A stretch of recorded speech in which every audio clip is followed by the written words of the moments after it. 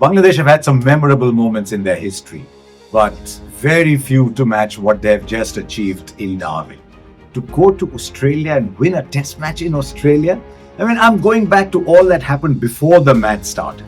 Will it last 3 days? Will it last 4 days? People in the Bangladesh camp, those who are playing, saying, we'd like to take the game to 5 days. And then from there on to do what they did is incredible. There's a couple of reasons why I was fascinated by this Bangladesh performance.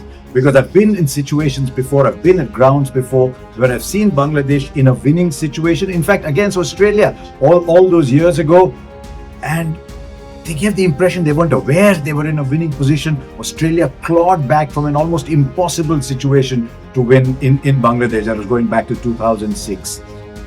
What I was curious to see was, after they had Australia down for 198, how would they react? And I was overjoyed to see the performance of young Tanzil Hasan Tamim, because we've been hearing about him for a while. We've seen him as very good white ball player, but to show the temperament that he did in red ball cricket was very, very good. And I thought his partnership with Mominul Haq, who's an established red ball player, that laid the base and that told Australia, you know what, you're not going to get us bowled out for 120 just because you made 198. And then the others, their best batter for a while now, Nazmul Hasan Shanto, and then contributions all the way, Mushfiqur Rahim, Mehdi Hasan Miraj, who gives their side the same kind of balance that Shakib Al Hasan used to. But don't also forget the contributions all the way down from people like Taskin Ahmed, Taijul Islam, Hassan Mahmood, all of them contributing. They might look like scores in the teens, but that makes a huge difference.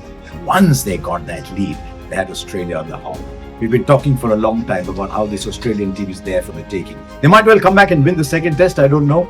But England will look at this and say, how on earth did we not win the Ashes against a team that is there for the taking? But this blog is about Bangladesh.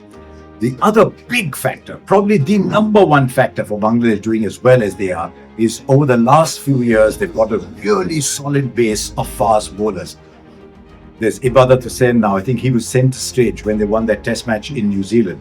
No Nahid Rana, but they still put together Ibadat, Taskin, and as I've often said, the player that I like the most in Hassan Mahmood.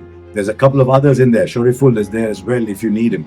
So there's a core of fast bowling talent that is essential for any team on its way up. There was a time in Bangladesh when they played 4 spinners.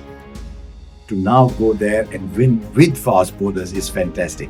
And then the role that Mehdi Hasan Miraj plays, because he bats at 7, as the track starts to wear, they've got 2 spinners in Taijul and Mehdi Hasan. So it gives their bowling a complete feel. But I was most fascinated with, as I said, about the fast bowling, but about the temperament that the batting showed. I only hope they're a very emotional team. They're a very emotional country. I hope they regard this win as a big high and then forget about it when they come back to play the next test. Use it as a board from which they climb higher, not just get carried away in the biggest win in their history. So wish you well, Bangladesh cricket. I hope this leads to much more.